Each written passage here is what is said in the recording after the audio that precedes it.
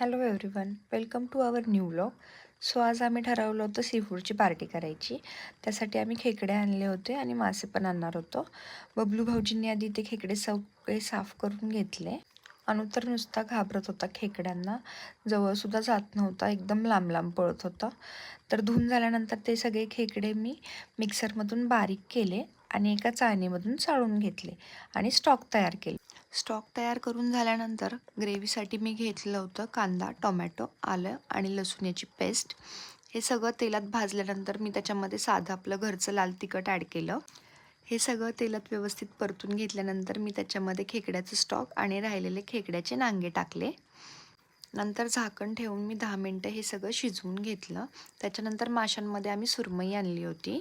सुरमईला मी लिंबू, मीठ, आगरी कोळी मसाला, आलं लसूणची पेस्ट हे सगळं लावून व्यवस्थित मॅरिनेट करून 10 मिनटासाठी ठेवून दिलं.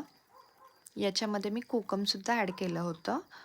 मासे मॅरिनेट होईपर्यंत मी रव्यामध्ये तांदळाचं पीठ, आगरी कोळी मसाला, मीठ याचं मिक्सचर बनवून घेतलं. हे माशांना कोट करून नंतर मी एकदम मीडियम फ्लेमवरती सगळे मासे फ्राय करून घेतले आणि गरम गरम सगळ्यांना सर्व केलं. अनुला हे मासे खूप आवडले.